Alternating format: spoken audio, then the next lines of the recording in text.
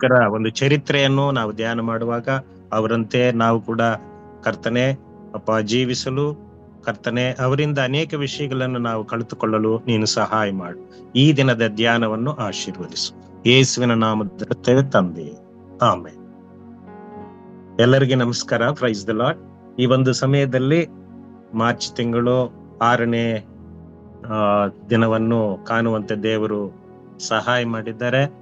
ಪ್ರೇರೆ ಈ ದಿನದಲ್ಲಿ ಕೂಡ ಒಂದು ಮಿಷನರಿ ಮತ್ತು ದೇವರ ಮಾರ್ಗವನ್ನು ಸಿದ್ಧಪಡಿಸಿದಂತ ಒಂದು ದೇವರ ಸೇವಕರಾದಂತ ನಾರಾಯಣ್ ವಾಮನ್ ತಿಲಕ್ ಅನ್ನುವಂತ ಒಂದು ದೇವರ ಸೇವಕರ ಕುರಿತು, ಅವರ ಚರಿತ್ರೆ ಕುರಿತು ನಾವು ಇವತ್ತು ಧ್ಯಾನ ಮಾಡ್ಲಿಕ್ಕಿದ್ದೇವೆ. ಪ್ರೇರೆ ಇವರು 1860ರಿಂದ 1919 ಮಧ್ಯದಲ್ಲಿ ಅವರು ಜೀವಿಸಿದಂಥವರು. ಅವರು ಜೀವಿಸಿದಂತ ಕಾಲ 58 ವರ್ಷಗಳಷ್ಟೇ. ಆದ್ರೂ ಕೂಡ ಅವರು ಅದ್ಭುತವಾದಂತ ಸೇವೆಯನ್ನು ಮಾಡಿದಂತ ಒಂದು ದೇವ ಭಕ್ತರು. ಇವತ್ತು ಅವರನ್ನು ನಾವು ಮಾದರಿಯಾಗಿ ಇಟ್ಕೊಂಡು ನಾವು ಜೀವಿಸಬೇಕು ಅನ್ನುವುದು ದೇವರ ಒಂದು ಆತ್ಮನ ಪ್ರೇರೇಪಣೆ. ಪ್ರೇರೆ ಇತರ ಅನೇಕ ಮಂದಿಯನ್ನು ನಾವು ಈ ದಿನಮಾನಗಳಲ್ಲಿ ಒಂದೊಂದು ದಿನವೂ ಒಂದೊಂದು ದೇವರ ಸೇವಕರು ಯಾವ ರೀತಿ ಕರ್ತನಿಗಾಗಿ ತಮ್ಮ ಜೀವಿತವನ್ನು ಮುಡುಪಾಗಿಟ್ಟು ಸೇವೆ ಮಾಡಿದ್ರು ನಾವೆಲ್ಲ ಕೂಡ ಇವತ್ತು ಧ್ಯಾನ ಮಾಡ್ತಾ ಬರ್ತಾ ಇದ್ದೀವಿ. ಈ ದಿನದಲ್ಲಿ ಕೂಡ ನಾವು ನಮ್ಮ ನಾರಾಯಣ ವಾಮನ್ ತಿಲಕರ ಕುರಿತು ನಾವು ಅವರ ಚರಿತ್ರೆಯನ್ನು ನಾವು ತಿರುಗಿಸಿ ನೋಡೋಣ. ಈ ದಿನದ ವಾಕ್ಯ ಭಾಗ ಕೂಡ ನಾವು ನೋಡುವಾಗ ಆದಿಕಾಂಡ 6ನೇ ಅಧ್ಯಾಯ 5ರಿಂದ 10 ವಚನಗಳನ್ನು ಈ ಒಂದು ಸತ್ಯವೇದ ಭಾಗವನ್ನು ನಮಗೆ ಕೊಡಲ್ಪಟ್ಟ. ಈ ಆದಿಕಾಂಡ 6ನೇ ಅಧ್ಯಾಯ ನಾವು ಜ್ಞಾಪಕ ಮಾಡಿಕೊಂಡಾಗ ಜಲಪ್ರಲಯ ನಮ್ಮೆಲ್ಲರಿಗೂ ಕೂಡ ನೆನಪು ಬರುತ್ತೆ. ಭೂಮಿ ಮೇಲೆ ಜನರು ಹೆಚ್ಚಾಗುತ್ತಾ ಬರುವಾಗ ಮನುಷ್ಯರ ಕೆಟ್ಟತನವು ಭೂಮಿ ಮೇಲೆ ಹೆಚ್ಚಾಗುವುದನ್ನು ಮತ್ತೆ ಅವರ ಹೃದಯದಲ್ಲಿ ಯೋಚಿಸುವುದೆಲ್ಲವೂ ಕೂಡ ಯಾವಾಗಲೂ ಬರೀ ಕೆಟ್ಟದಾಗಿರುವುದನ್ನು ಎರಡು ವಿಷಯಗಳ ನಾವು ನೋಡುವಾಗ ದೇವರಿಗೆ ಅವರ ಹೃದಯದಲ್ಲಿ ನೊಂದುಕೊಂಡ್ರು ಎಂಬುದಾಗಿ ನಾವು ನೋಡುತ್ತೇವೆ. ಮತ್ತೆ ಮನುಷ್ಯನನ್ನು ಉಂಟು ಮಾಡಿದಕ್ಕಾಗಿ ಪಶ್ಚಾತ್ತಾಪಟ್ಟು ಈ ಮನುಷ್ಯರನ್ನು ಮತ್ತೆ ಉಂಟು ಮಾಡಿದ ಎಲ್ಲ ಜೀವ ಜಂತುಗಳನ್ನೆಲ್ಲ ಕೂಡ ಅಳಿಸಿಬಿಡ್ಬೇಕಂತ ಅವರು ದೇವರು ತೀರ್ಮಾನ ಮಾಡುವಾಗ ಅಲ್ಲಿ ನೋಹನು ಕಂಡು ಬರ್ತಾರೆ. ಆ ಕಾಲದಲ್ಲಿ ತಪ್ಪು ಮಾಡದವನು ನೀತಿವಂತನಾಗಿರುವಂತ ನೋಹನ ಮುಖಾಂತರ 2ನೇ ಯುಗ ಪ್ರಾರಂಭವಾಗುತ್ತೆ. ಆದ್ರೆ ಆಗಿನ ಕಾಲದಲ್ಲಿ ಯಾವ ರೀತಿ ನೋಹನ ಕಾಲದಲ್ಲಿ ಇತ್ತೋ ಅದೇ ತರನೇ ಈಗಿನ ಕಾಲದಲ್ಲಿ ಕೂಡ ನಾವು ನೋಡ್ತಾ ಇದ್ದೀವಿ. ಅಂದು ನೋಹನ ಕುಟುಂಬವನ್ನಿಟ್ಟು ಸುವಾರ್ತೆಯನ್ನು ಸಾರಲ್ಪಡಿತು. ಈ ದಿನಮಾನಗಳಲ್ಲಿ ಕೂಡ ಅದೇ ಸ್ಥಿತಿಯಲ್ಲಿ ಅನೇಕ ಜನರು ಕೂಡ ಈ ದಿನಮಾನಗಳಲ್ಲಿ ದೇವರಿಗೆ ವಿರುದ್ಧವಾದಂತ ಕಾರ್ಯಗಳು ನಡೀತಾ ಇರುವಂತದ್ದು. ಅವರನ್ನು ದೇವರ ಸುವಾರ್ತೆ ಮುಖಾಂತರ ಆ ನಿತ್ಯ ರಾಜ್ಯಕ್ಕೆ ಬಾಧ್ಯರನ್ನಾಗಿ ಮಾಡುವಂತ ಕೆಲಸ, ಆ ಯೋಜನೆ ದೇವರು ನಮ್ಮ ಮೇಲೆ ಇಟ್ಟಿದ್ದಾರೆ. ಹೆಚ್ಚು ಕಡಿಮೆ 38 ಮಂದಿ ಈಗ ನಾವು ಈ ಜೂಮ್ ಅಲ್ಲಿ ಇದ್ದೀವಿ. ನಮ್ಮನ್ನು ಪ್ರತಿ ಒಬ್ಬೊಬ್ಬರನ್ನು ಕೂಡ ಉಪಯೋಗಿಸಿಕೊಂಡು ದೇವರ ರಾಜ್ಯವನ್ನು ಕಟ್ಟುವುದಕ್ಕಾಗಿ ನಮ್ಮನ್ನೆಲ್ಲರನ್ನು ಕೂಡ ನೇಮಕ ಮಾಡಿಕೊಂಡಿದ್ದಾರೆ ಅನ್ನುವಂಥದ್ದು ನಾವೆಂದಿಗೂ ಕೂಡ ಮರೆಯಬಾರದು. ಅದರಲ್ಲಿ ಮುಖ್ಯವಾಗಿ ಈ ದಿನದಲ್ಲಿ ಧ್ಯಾನ ಮಾಡ್ಲಿಕ್ಕಿರುವಂತ ಒಬ್ಬ ದೇವ ಭಕ್ತರು ನಾರಾಯಣ್ ವಾಮನ್ ತಿಲಕ್. ಇವರ ಕುರಿತು ನಾವು ನೋಡುವಾಗ ಇವರು 1861 ಡಿಸೆಂಬರ್ 6ನೇ ತಾರೀಕು ಮಹಾರಾಷ್ಟ್ರ ರತ್ನಗಿರಿ ಜಿಲ್ಲೆಯಲ್ಲಿ ಒಂದು ಹಳ್ಳಿಯಲ್ಲಿ ಅವರು ಜನಿಸ್ತಾರೆ. ಇವರ ಕುರಿತು ನೋಡುವಾಗ ಭಾರತೀಯ ಸಮಾಜದಲ್ಲಿ ಸಾಂಪ್ರದಾಯಿಕವಾಗಿ ಸಲವತ್ತು ಪಡೆದ ಜಾತಿಯಾಗಿದ್ದ ಬ್ರಾಹ್ಮಣ ಕುಟುಂಬದಿಂದ ಇವರು ಜನಿಸಿರ್ತಾರೆ. ಬ್ರಾಹ್ಮಣರಂದ್ರೆ ನಮಗೆ ಗೊತ್ತು, ಅವರು ಸನಾತನವನ್ನು ಹೆಚ್ಚಾಗಿ ಆ ಒಂದು ನಿಯಮನಿಷ್ಠೆಗಳು ಮತ್ತು ಅನೇಕ ವಿಧವಾದಂತ ಪದ್ಧತಿಗಳು ಹೆಚ್ಚಾಗಿರ್ತವೆ. ಇದೆಲ್ಲ ಕೂಡ ಇವರು ಕೂಡ ಆ ಒಂದು ಮಾರ್ಗದಲ್ಲಿ ಆ ಒಂದು ನಿಯಮನಿಷ್ಠೆಗಳನ್ನು ಆ ಪದ್ಧತಿಗಳನ್ನು ಆಚರಣೆ ಮಾಡಿಕೊಂಡು ಬಂದಂತವರು ತಿಲಕ್ರವರು. ಆದ್ರಿಂದ ಅವರು ಸತ್ಯ ಮಾರ್ಗವನ್ನು ಕಂಡುಕೊಳ್ಬೇಕಂತ ಹೇಳಿ ಆ ಸನಾತನದಲ್ಲಿ ಅನೇಕ ವಿಧವಾದಂತ ಪ್ರಯತ್ನಗಳನ್ನು ಮಾಡ್ತಾರೆ. ಅವರಿಗೆ ಅದರಲ್ಲಿ ಸಮಾಧಾನ ಮತ್ತು ಆ ಸತ್ಯ ಮಾರ್ಗ ಅವರಿಗೆ ಕಂಡುಕೊಳ್ಳಲಿಕ್ಕೆ ಸಾಧ್ಯವಾಗಲಿಲ್ಲ. ಯಾಕಂತಂದ್ರೆ ಅದರಲ್ಲಿ ನೋಡುವಾಗ ಅನೇಕ ವಿಧವಾದಂತ ಏನು ಸಾಂಪ್ರದಾಯಗಳು, ಮೂಢನಂಬಿಕೆಗಳು ಮತ್ತು ಪದ್ಧತಿಗಳು ಹಲವಾರು ಬ್ರಾಹ್ಮಣರಂತ ನೋಡಿದ್ರೆ ಗೊತ್ತಾಗ್ತದೆ. ಆದ್ರೆ ಅದರಿಂದ ನಾವು ಯಾವ ರೀತಿ ಸತ್ಯ ಮಾರ್ಗವನ್ನು ಕಂಡುಕೊಳ್ಬೇಕಂತ ಅದರೆಲ್ಲ ನೋಡಿದ್ರೆ ಅವ್ರಿಗೆ ಅದರಲ್ಲಿ ಸತ್ಯ ಮಾರ್ಗ ಕಂಡುಕೊಳ್ಳಲಿಕ್ಕೆ ಆಗಲಿಲ್ಲ. ಇವರು ಮರಾಠಿ ಮತ್ತು ಇಂಗ್ಲಿಷ್ ಮತ್ತು ಸಂಸ್ಕೃತಿ ಎಲ್ಲ ಕೂಡ ಚೆನ್ನಾಗಿ ಗೊತ್ತಿರುವಂತ ಒಂದು ಪಂಡಿತರು ಕೂಡ, ಒಂದು ದೊಡ್ಡ ಕವಿಯಾಗಿ ಕೂಡ ಇದ್ರು ಇವರು. ಆದ್ರೆ ಕೂಡ ಇವರಿಗೆ ನಿಜವಾದಂತ ದೇವರು ಯಾರು ಮತ್ತು ನಮಗೆ ಮೋಕ್ಷ ಮಾರ್ಗವನ್ನು ಕೊಡುವಂತವರು ಯಾರು ಅನ್ನುವಂಥದ್ದು ಅವರಿಗೆ ಅದರಲ್ಲಿ ಕಂಡು ಬರಲಿಲ್ಲ. ಎಲ್ಲ ಕೂಡ ಸಮುದಾಯದಲ್ಲಿ ಏನು ಅವರು ಮಾಡುವಂತ ಕಾರ್ಯಗಳು ಯಾವುದು ಕೂಡ ಅವರಿಗೆ ಸರಿ ಕಾಣಿಸ್ಲಿಲ್ಲ. ಅದಕ್ಕೆ ಅವರು ಬೇರೆ ಬೇರೆ ಬೌದ್ಧ ಮತ್ತು ಇಸ್ಲಾಂ ಈ ಎಲ್ಲಾ ಗ್ರಂಥಗಳನ್ನೆಲ್ಲ ಕೂಡ ಅವರು ಹುಡುಕಾಡಿ ನೋಡ್ತಾರೆ. ಅವರಿಗೆ ಅದರಲ್ಲಿ ಸತ್ಯ ಮಾರ್ಗ ಯಾವುದನ್ನಂತ ಹೇಳಿ ಅವರಿಗೆ ಗೋಚರವಾಗಲಿಲ್ಲ. ಒಂದು ಸಾರಿ ಅವರು ಟ್ರೈನಲ್ಲಿ ಪ್ರಯಾಣ ಮಾಡ್ತಾ ಇರ್ತಾರೆ. ಟ್ರೈನಲ್ಲಿ ಪ್ರಯಾಣ ಮಾಡ್ತಾಗಿದ್ದಾಗ ಒಂದು ಯುರೋಪ್ನ ಒಂದು ಸೇವಕರು ಅವರು ಎದುರುಗಡೆ ಕುಳಿತಿರ್ತಾರೆ. ಅವರೊಟ್ಟಿಗೆ ಮಾತನಾಡ್ತಾ ಈ ದೇವರ ವಿಷಯದಲ್ಲಿ ಅವರನ್ನು ಪ್ರಶ್ನೆ ಕೇಳ್ತಾರೆ. ಅವರು ಒಳ್ಳೆ ಒಂದು ಸುವಾರ್ಥ ಸೇವಕರು, ಯುರೋಪ್ನವರು. ಅವ್ರು ಮಾತಾಡ್ತಾ ಅವರು ಸುವಾರ್ತೆಯನ್ನು ಅವರಿಗೆ ಹೇಳ್ತಾರೆ. ಮತ್ತೆ ಹೆಚ್ಚಿನ ವಿಷಯಗಳನ್ನು ತಿಳ್ಕೊಳ್ಳೋಕೋಸ್ಕರ ಈ ಒಂದು ಹೊಸ ಒಡಂಬಡಿಕೆಯನ್ನು ಓದಿ ಅಂತ ಹೇಳಿ ಅವರು ನ್ಯೂ ಟೆಸ್ಟ್ಮೆಂಟ್ ಅನ್ನು ಅವರ ಕೈಗೆ ಕೊಡ್ತಾರೆ. ಅದರಲ್ಲಿ ಈ ತಿಲಕ್ರವರು ಆ ಒಂದು ನ್ಯೂ ಟೆಸ್ಟ್ಮೆಂಟ್ ತೆಗೆದುಕೊಂಡು ಅವರು ಬೆಟ್ಟದ ಪ್ರಸಂಗ ಅಂತಂದ್ರೆ ಮತ್ತಾಯನ ಬರೆದ ಸುವಾರ್ತೆ 5ನೇ ಅಧ್ಯಾಯ, 6ನೇ ಅಧ್ಯಾಯ, 7ನೇ ಅಧ್ಯಾಯ, ಈ 3 ಅಧ್ಯಾಯಗಳನ್ನು ಅವರು ಧ್ಯಾನ ಮಾಡ್ತಾ ಹೋಗ್ತಾ ಇರ್ತಾರೆ. ಆಗ ಅವರಿಗೆ ಆ ಒಂದು ವಾಕ್ಯಗಳು ಮತ್ತು ದೇವರ ಆತ್ಮನ ಒಂದು ಪ್ರೇರಣೆ ಸತ್ಯವಾದಂತ ಮಾರ್ಗ ಇದೆ ಅನ್ನುವಂಥದ್ದು ಅವರು ಕಂಡುಕೊಂಡು ಯೇಸು ಕ್ರಿಸ್ತನನ್ನು ಸ್ವಂತ ರಕ್ಷಕನಾಗಿ ಅಂಗೀಕಾರ ಮಾಡ್ಕೊಳ್ತಾರೆ. 1895ರಲ್ಲಿ ಅವರು ದೀಕ್ಷವನ್ನು ಪಡೆದು ಕರ್ತನ ಸೇವೆಯಲ್ಲಿ ಅವರು ಮುಂದಾಗ್ತಾರೆ. ಪ್ರೀತಿ ಉಳ್ಳವರೇ, ಇವರ ಒಂದು ಜೀವನ ಶೈಲಿ ನೋಡುವಾಗ ಅದೆಲ್ಲ ಕೂಡ ಬಿಟ್ಟು, ಆ ಬ್ರಾಹ್ಮಣ ಸಂಪ್ರದಾಯಗಳನ್ನೆಲ್ಲ ಬಿಟ್ಟು ಕ್ರಿಸ್ತನ ಕಡೆಗೆ ತಿರುಗಿಕೊಂಡು ಅವರು ಅದ್ಭುತವಾದಂತ ಸೇವೆಯನ್ನು ಮಾಡಲಿಕ್ಕೆ ಪ್ರಾರಂಭ ಮಾಡ್ತಾರೆ. ಪ್ರಾರಂಭ ಮಾಡಿ ಇವರು ಶಿಕ್ಷಣ ಮತ್ತು ಸಾಮಾಜಿಕ ಸುಧಾರಣೆಗೆ ನೀಡಿದ ಕೊಡುಗೆಗಳು ಎಷ್ಟೋ ಇದಾವಂತ ಹೇಳಿ ನಾವು ನೋಡ್ತೀವಿ.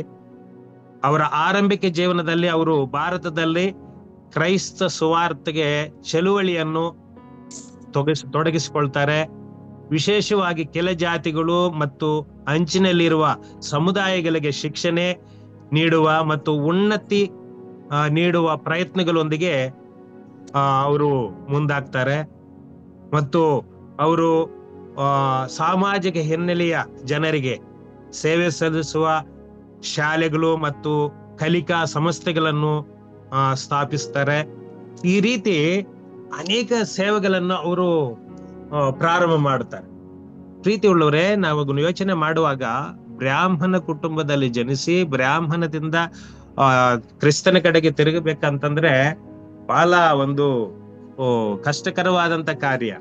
ಆದ್ರೂ ಕೂಡ ಅವರು ಆ ಬ್ರಾಹ್ಮಣ ಕುಟುಂಬದಿಂದ ಅವರು ಕ್ರಿಸ್ತನ ಕಡೆಗೆ ಬರಬೇಕಾದ್ರೆ ಅನೇಕ ಹೋರಾಟಗಳ ಮಧ್ಯದಲ್ಲಿ, ಅನೇಕ ಅಡ್ಡಿ ಆಟಂಕಗಳ ಮಧ್ಯದಿಂದ ಅವರು ಕ್ರಿಸ್ತನನ್ನೇ ಸ್ವಂತ ರಕ್ಷಕನಾಗಿ ಅಂಗೀಕಾರ ಮಾಡಿಕೊಂಡು ಅದೆಲ್ಲ ಬಿಟ್ಟು ಕ್ರಿಸ್ತನಿಗಾಗಿ ಜೀವಿಸಿದಂತ ಒಂದು ವ್ಯಕ್ತಿ ಅವರಾಗಿದ್ರು. ಅವರಿಗೆ ನೀವು ಗಮನಿಸಿ ನೋಡುವಾಗ ಒಂದು ವಾಕ್ಯ, ಯೆಶಾಯನ ಪ್ರವಾದನ ಗ್ರಂಥದಲ್ಲಿ ಒಂದು ವಾಕ್ಯ ಅವರನ್ನು ಪ್ರೇರೇಪಿಸ್ತದೆ. ಅವರು ಇಷ್ಟು ಸೇವೆ ಮಾಡ್ಲಿಕ್ಕೆ ಕಾರಣ ಈ ವಾಕ್ಯನೇ. ಯಾವುದಂತಂದ್ರೆ ಯೆಶಾಯ 1ನೇ ಅಧ್ಯಾಯ 17ನೇ ವಚನವನ್ನು ನಾವು ಓದುವಾಗ ಇಲ್ಲಿ ಗಮನಿಸಿ ನೋಡಿ.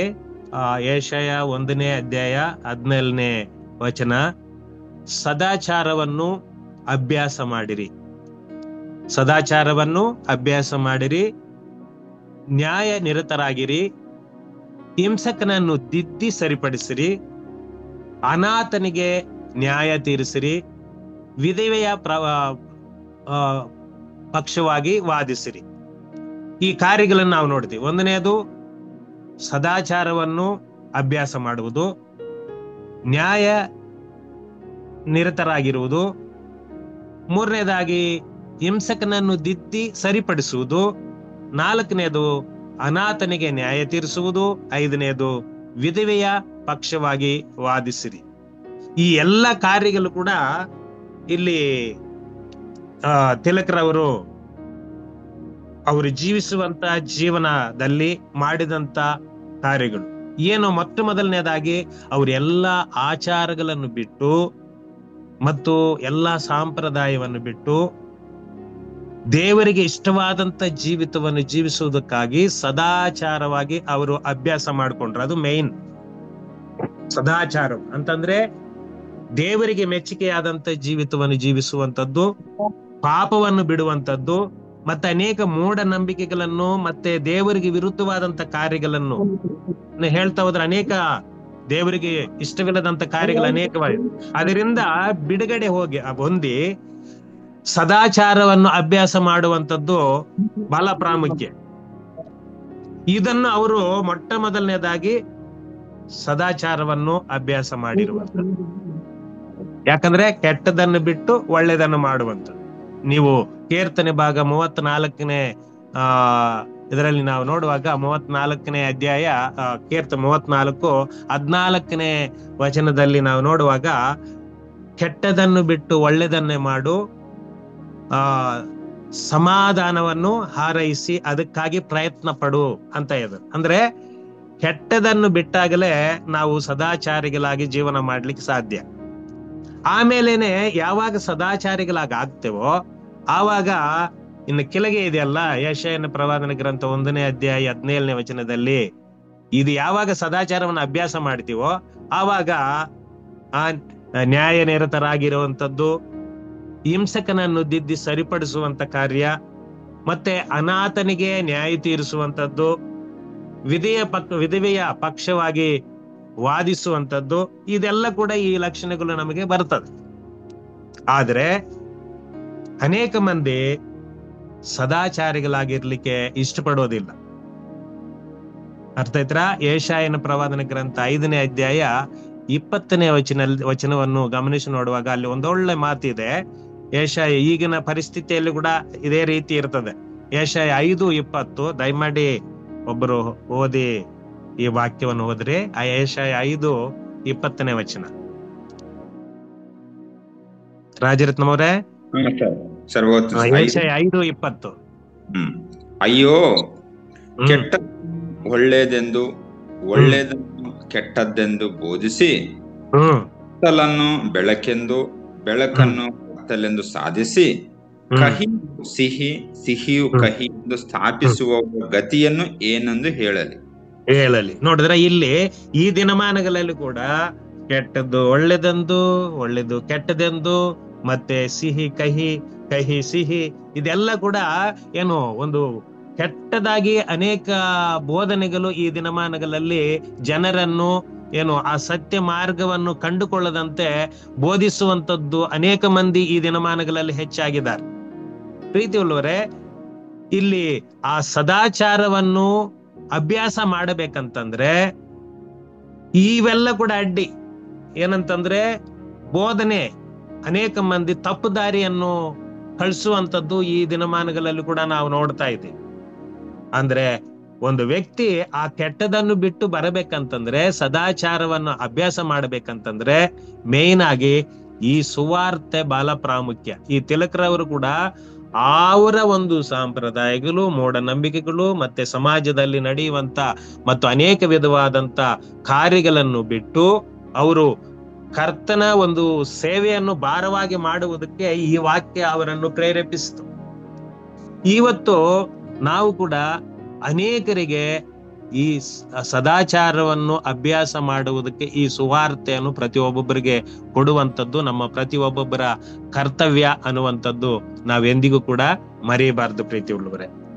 ಆದ್ರಿಂದ ಈ ಒಂದು ದೇವರ ಸೇವಕರ ಚರಿತ್ರೆಯನ್ನು, ಈ ಮಿಷನರಿಗಳ ಚರಿತ್ರೆಯನ್ನು ನಾವು ಧ್ಯಾನ ಮಾಡ್ತಾ ಬರುವಾಗ ನಮ್ಮ ಪ್ರತಿ ಒಬ್ಬೊಬ್ಬರನ್ನು ಕೂಡ ಒಂದು ಉಜ್ಜೀವನದ ಕಡೆಗೆ ನಡೆಸುವಂತದ್ದು ನಾವು ಗಮನಿಸ್ತಾ ಇದ್ದೀವಿ.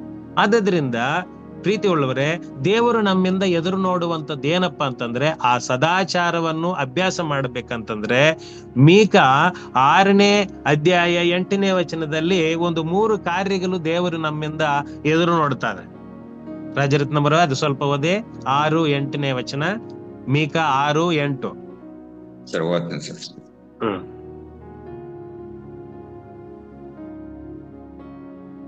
6, 8ನೇ ವಚನ ಮೀಕ. ಇದೆಲ್ಲರಿಗೂ ಕೂಡ ಇದು ಒಂದು ಬಾಯಿಪಾಠ ಇರುವಂತ ವಾಕ್ಯನೇ. ಮೀಕ 6. ಮನುಷ್ಯನೇ ಒಳ್ಳೆಯದು ಇಂಥದ್ದೇ ಎಂದು ಯೆಹೋವನು ನಿನಗೆ ತೋರಿಸಿದ್ದಾನಷ್ಟೇ. ನ್ಯಾಯವನ್ನು ಆಚರಿಸುವುದು, ಇದು ಒಂದನೆಯದು, ನ್ಯಾಯವನ್ನು ಆಚರಿಸುವುದು, ಕರುಣೆಯಲ್ಲಿ ಆಸಕ್ತನಾಗಿರುವುದು, ನಿನ್ನ ದೇವರಿಗೆ ನಮ್ರವಾಗಿ ನಡೆದುಕೊಳ್ಳುವುದು, ಇಷ್ಟನ್ನೇ ಹೊರತು ಯೆಹೋವನಿಂದ ಇನ್ನೇನು ಅಪೇಕ್ಷಿಸುವನು. ಇದೇ ನೋಡ್ರಿ ಸದಾಚಾರವನ್ನು ಅಭ್ಯಾಸ ಮಾಡೋದಂತಂದ್ರೆ. ಇದು ಮಾಡಿದ್ರೆ ಏನು, ನಾವು ಸದಾಚಾರಿಗಳಾಗಿ ಮತ್ತೆ ನ್ಯಾಯ ನಿರತರಾಗಿ ನಡ್ಕೊಳ್ಬಹುದು. ಹಿಂಸಕನನ್ನು ದಿದ್ದಿ ಸರಿಪಡಿಸು. ಹಿಂಸಕನ ತಕ್ಷಣ ನಾವ್ ಯಾವಾಗಲೂ ಅವರನ್ನು ದೂರ ಮಾಡ್ತಾ ಇರ್ತೀವಿ. ಅವರನ್ನು ನಾವೇನ್ ಮಾಡ್ತಾ ಇದ್ದೀವಿ, ಸಮಾಜದಿಂದ ಅವರನ್ನು ತೊರೆದು ಬಿಡ್ತೀವಿ. ಆದ್ರೆ ಹಿಂಸಕನನ್ನು ದಿದ್ದಿ ಸರಿಪಡಿಸುವಂತದ್ದು, ಅನಾಥನಿಗೆ ನ್ಯಾಯ ತೀರಿಸುವಂತದ್ದು ವಿಧೇಯ ಪಕ್ಷವಾಗಿ ಇದು ಈ ತಿಲಕ್ರವರು ಇದನ್ನು ಅಭ್ಯಾಸ ಮಾಡಿಕೊಂಡು ಇದರನ್ನೇ ಸಮಾಜದಲ್ಲಿ ಅನೇಕರಿಗೆ, ವಿಧೇಯವರಿಗೆ, ಹೆಣ್ಣು ಮಕ್ಕಳಿಗೆ ಪ್ರಾಧಾನ್ಯತೆ ಆಗಿನ ದಿನಮಾನಗಳಲ್ಲಿ ಏನು ಅವರ ಆಚಾರದಲ್ಲಿ, ಸನಾತನದಲ್ಲಿ ಹೆಣ್ಣು ಮಕ್ಕಳನ್ನು ಕೀಳಾಗಿ ನೋಡ್ತಾ ಇದ್ರು. ಹೆಣ್ಣು ಮಕ್ಕಳು ಏನು ಘನತಕ್ಕೆ ಬರದಂತೆ ಅವರನ್ನು ಒಂದು ರೀತಿ ಏನು ದಾಸತ್ವದಲ್ಲಿ ನಡೆಸ್ತಾ ಇದ್ರು. ಹೆಣ್ಣು ಮಕ್ಕಳಿಗೆ ಸ್ಥಾನಮಾನ ಇರ್ತಾ ಇರ್ಲಿಲ್ಲ.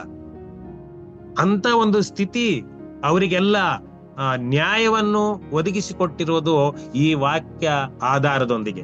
ಪ್ರೀತಿ ಉಳ್ಳವರೇ, ಅವರು ಮಾಡಿದಂತ ಸೇವೆಯಲ್ಲಿ ನಾವು ಗಮನಿಸಿ ನೋಡುವಾಗ ಏನು ಅವರ ಪ್ರಯತ್ನಗಳು ಎಲ್ಲರಿಗೆ, ವಿಶೇಷವಾಗಿ ಹುಡುಗಿಯರು ಮತ್ತು ಕೆಳಜಾತಿಯ ವ್ಯಕ್ತಿಗಳಿಗೆ ಶಾಲೆಗಳು ಮತ್ತೆ ವೈಯಕ್ತಿಕ ಅವಕಾಶಗಳನ್ನು ಸ್ಥಾಪಿಸುವುದರಲ್ಲಿ ಮತ್ತು ಬಡತನ ಮತ್ತು ದಬ್ಬಾಳಿಕೆಯಿಂದ ಜನರನ್ನು ಮೇಲೆತ್ತುವಲ್ಲಿ ಶಿಕ್ಷಣದ ಮಹತ್ವವನ್ನು ಏನು ಅವೆಲ್ಲ ಕೂಡ ನಮಗೆ ನೆನಪಿಗೆ ಬರ್ತದೆ ಅವರು ಮಾಡಿದಂತ ಕಾರ್ಯಗಳು.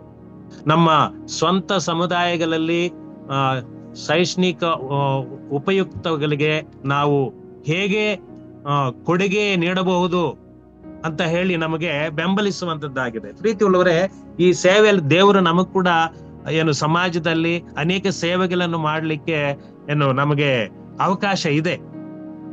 ನಮಗೆ ಹಣವನ್ನು ಖರ್ಚು ಮಾಡೋದು ಮಾತ್ರವಲ್ಲ, ಅವರಿಗೆ ಪ್ರೋತ್ಸಾಹಿಸಬಹುದು. ಈಗ ಉದಾಹರಣೆಗೆ ಪ್ರೋತ್ಸಾಹ ಅಂತಂದ್ರೆ ಒಳ್ಳೆ ಕಾರ್ಯಗಳಿಗೆ ನಾವು ಪ್ರೋತ್ಸಾಹ ಕೊಡುವುದಕ್ಕೆ ಖಂಡಿತ ನಮಗೆ ಮಾಹಿತಿ ಕೊಡುವುದಕ್ಕಿದೆ. ಒಂದು ನಾವು ಮಾಡುವಂತ ಸ್ಥಳಗಳಲ್ಲಿ ಅನೇಕ ಮಕ್ಕಳು ಶಾಲೆಗೆ ಹೋಗದೆ ಇರಬಹುದು, ಮತ್ತೆ ಅವರಿಗೆ ಶಾಲೆಗೆ ಹೋಗುವುದಕ್ಕೆ ನಾವು ಪ್ರೇರೇಪಿಸಬಹುದು, ಕೌನ್ಸಿಲಿಂಗ್ ಕೊಡಬಹುದು. ತಂದೆ ತಾಯಿಗಳು ಏನ್ ಮಾಡ್ತಾರೆ, ಮಕ್ಕಳನ್ನು ವಿದ್ಯಾಭ್ಯಾಸ ಶಿಕ್ಷಣಕ್ಕೆ ಒಳಪಡಿಸದೆ ಅವರು ಏನ್ ಮಾಡ್ತಾ ಇರ್ತಾರೆ, ಕೆಲಸಕ್ಕೂ ಕೂಲಿ ಕೆಲಸಕ್ಕೂ ಮತ್ತೆ ಲೇಬರ್ಗಾಗಿ ಕಲಿಸ್ತಾ ಇರ್ತಾರೆ. ಅಂತವರಿಗೆ ಮಾಹಿತಿ ಕೊಟ್ಟು ಅವ್ರನ್ನು ವಿದ್ಯಾವಂತರನ್ನಾಗಿ ಮಾಡಬಹುದು. ಅದಕ್ಕೆ ಮಾಹಿತಿ, ಪ್ರೋತ್ಸಾಹ ಅನ್ನುವಂಥದ್ದು ಬಹಳ ಪ್ರಾಮುಖ್ಯ. ಆದ್ರಿಂದ ಪ್ರೋತ್ಸಾಹಿಸಿ ಮತ್ತೆ ಅವರು ಸಮುದಾಯದಲ್ಲಿ ಅವರು ಕೂಡ ಒಳ್ಳೆ ಪ್ರಜೆಗಳಾಗಿ ಉತ್ತಮವಾದಂತ ಒಂದು ನಾಯಕರನ್ನಾಗಿ ಅವರನ್ನು ತಯಾರು ಮಾಡುವಂತ ಕಾರ್ಯ ನಮ್ಮ ಕೈಯಲ್ಲಿ, ಪ್ರತಿಯೊಬ್ಬೊಬ್ಬರ ಕೈಯಲ್ಲಿ ಇದೆ. ಆದ್ರಿಂದ ಈ ಸಮಾಜ ಸೇವೆಯಲ್ಲಿ ಹಣ ಮಾತ್ರವಲ್ಲ, ಪ್ರಾರ್ಥನೆ ಮುಖಾಂತರ ಅವರಿಗೆ ಪ್ರೋತ್ಸಾಹವನ್ನು ನೀಡಿ ಒಳ್ಳೆ ಸ್ಥಾನಮಾನಗಳನ್ನು ಮತ್ತು ಸರ್ಕಾರದಲ್ಲಿರುವಂತ ಕೆಲವೊಂದು ಸೌಲಭ್ಯಗಳನ್ನು ಅವರಿಗೆ ಕೊಡಿಸಿ ಅವರನ್ನು ಪ್ರೋತ್ಸಾಹಿಸುವಂತದ್ದು ಬಹಳ ಪ್ರಾಮುಖ್ಯ. ಆದ್ರಿಂದ ಇಲ್ಲ ನಾವು ಇಷ್ಟು ಹಣ ಖರ್ಚು ಮಾಡೋದು ಮಾತ್ರ ಅಲ್ಲ, ಈಗ ನಮಗ್ ನೋಡಿ ಅನೇಕ ಸೌಲಭ್ಯಗಳು ಸಮಾಜ ಸೇವೆಗೆ ಮಾಡುವುದಕ್ಕೆ ಅನೇಕ ವಿಧವಾದಂತ ರೀತಿಯಲ್ಲಿ ದೇವರು ನಮಗೆ ಸಹಾಯ ಮಾಡ್ತಾ ಇರ್ತಾರೆ. ನಮ್ಮ ಕಲ್ವರಿ ಚಾಪಲ್ ಟ್ರಸ್ಟಿನ ಮುಖಾಂತರ ಅದರ ಮುಖಾಂತರ ಅನೇಕರನ್ನು ನಾವು ಸಂಧಿಸುವುದಕ್ಕೆ ನಾವು ಆಸಕ್ತರಾಗಿರಬೇಕು. ಈಗ ಈ ತಿಲಕ್ರವರು ಕೂಡ ಅದೇ ರೀತಿಯಲ್ಲಿ ಅವರು ಯಾವ ರೀತಿ ತಮ್ಮ ಸ್ವಯಂ ಒಂದು ಕಾರ್ಯಗಳಿಂದ ಯಾವ ರೀತಿ ಅವರು ಕಷ್ಟಪಟ್ಟು ಅನೇಕರನ್ನು ಈ ರೀತಿಯಾದ ಶಿಕ್ಷಣದ ವಿಷಯದಲ್ಲಾಗಲಿ ಮತ್ತೆ ಶಾಲಾ ಕಾಲೇಜುಗಳನ್ನು ಅವರು ಉಂಟು ಮಾಡಿ ಅನೇಕರಿಗೆ ವಿದ್ಯಾಭ್ಯಾಸವನ್ನು ಕೊಟ್ಟರು, ಮತ್ತೆ ಜನರನ್ನು ಮೇಲೆತ್ತಿರುವಂತ ಒಂದು ಕಾರ್ಯ ನಾವು ನೋಡ್ತೇವೆ. ಎಷ್ಟೋ ಮಂದಿ ಬಡತನದಲ್ಲಿದ್ದಂಥವರಿಗೆ ಅವರು ಆಶ್ರಯವಾಗಿದ್ರು ಅಂತ ಕೂಡ ನಾವು ನೋಡ್ತೀವಿ. ಆದ್ರಿಂದ ಪ್ರೀತಿ ಉಳ್ಳವರೇ, ಇದೆಲ್ಲ ನಾವು ಪ್ರತಿಯೊಬ್ಬೊಬ್ಬರು ಈ ಕಾರ್ಯಗಳನ್ನು ನಾವು ನೆನಪಲ್ಲಿಟ್ಟುಕೊಳ್ಳಬೇಕು.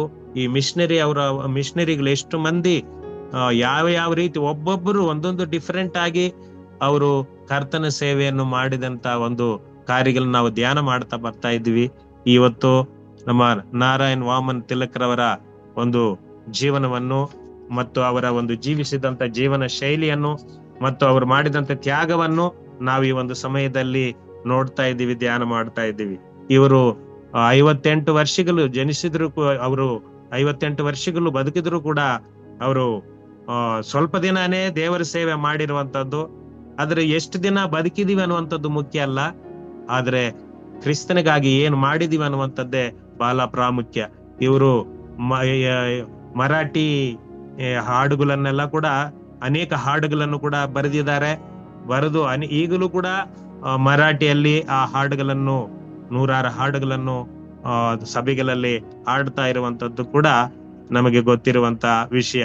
ಪ್ರೀತಿ ಉಳ್ಳವರೇ, ಇವರು 1919 ಮೇ 9 ಅವರು ಕ್ರಿಸ್ತನಲ್ಲಿ ನಿದ್ರೆ ಹೋದರು ಅಂತ ಹೇಳಿ ನಾವು ನೋಡ್ತೇವೆ.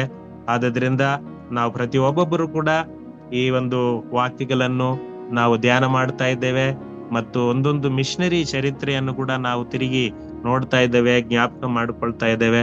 ನಮ್ಮೆಲ್ಲರಿಗೆ ಒಂದು ದೊಡ್ಡ ಉಜ್ಜೀವನ ಉಂಟಾಗುವಂತದ್ದಾಗಿದೆ. ಆದ್ರಿಂದ ಪ್ರತಿಯೊಬ್ಬೊಬ್ಬರು ಕೂಡ ಈ ಮಾತುಗಳನ್ನು ನಾವು ಕೇಳ್ತಾ ಇದ್ದೇವೆ. ನಮಗಿರುವಂತ ತಲಾಂತಗಳನ್ನು ಪ್ರತಿಯೊಬ್ಬೊಬ್ಬರಿಗೆ ದೇವರು ಒಂದೊಂದು ತಲಾಂತಗಳನ್ನು ಕೊಟ್ಟಿರ್ತಾರೆ. ಆ ತಲಾಂತಗಳು ಏನಿದೆ ಅಂತ ಹೇಳಿ ನೀವು ಗಮನಕ್ಕೆ ತಂದುಕೊಂಡು ಆ ತಲಾಂತಗಳ ಮುಖಾಂತರ ನೀವು ಕ್ರಿಸ್ತನಿಗಾಗಿ ಉಪಯೋಗಿಸಲ್ಪಡುವಂತದ್ದು ಬಹಳ ಬಹಳ ಪ್ರಾಮುಖ್ಯ. ಪ್ರೀತಿ ಉಳ್ಳವರೇ, ಆಗಿನ ದಿನಮಾನಗಳಲ್ಲಿ, ನೋಹನ ದಿನಮಾನಗಳಲ್ಲಿ ಯಾವ ರೀತಿ ಪರಿಸ್ಥಿತಿ ಇತ್ತೋ ಅದೇ ಪರಿಸ್ಥಿತಿ ಈ ದಿನಮಾನಗಳಲ್ಲಿ ಕೂಡ ಇದೆ. ಪ್ರತಿಯೊಬ್ಬೊಬ್ಬರನ್ನು ಕೂಡ ಸದಾಚಾರಿಗಳಾಗಿ ಅವರನ್ನು ದಿದ್ದಿ ಸರಿಪಡಿಸಿ ನ್ಯಾಯ ಕೊಡಿಸಿ ಅವರನ್ನು ಉತ್ತೇಜಿಸಿ ಅವರಿಗೆ ಪ್ರೋತ್ಸಾಹ ನೀಡುವಂತದ್ದು ಬಹಳ ಪ್ರಾಮುಖ್ಯ. ಆದ್ರಿಂದ ಇಲ್ಲಿ ಪ್ರತಿ ಒಬ್ಬೊಬ್ಬರನ್ನು ಕೂಡ ದೇವರು ಉಪಯೋಗಿಸ್ಕೊಳ್ತಾರೆ. ಅಯ್ಯೋ ನನಗೆ ತಲಾಂತಿಲ್ಲ, ನನಗೆ ಆಗಲ್ಲ, ನಾನು ಬಡತನ ಅನ್ನುವಂಥದ್ದಿಲ್ಲ.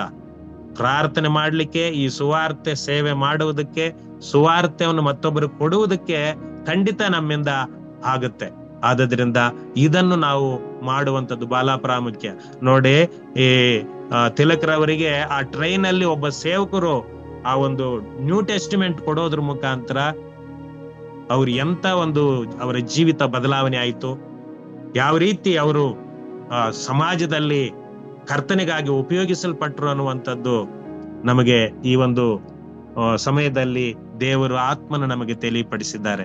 ಇದನ್ನು ನಾವೆಲ್ಲರೂ ಮನದಟ್ಟು ಮಾಡಿಕೊಳ್ಳೋಣ.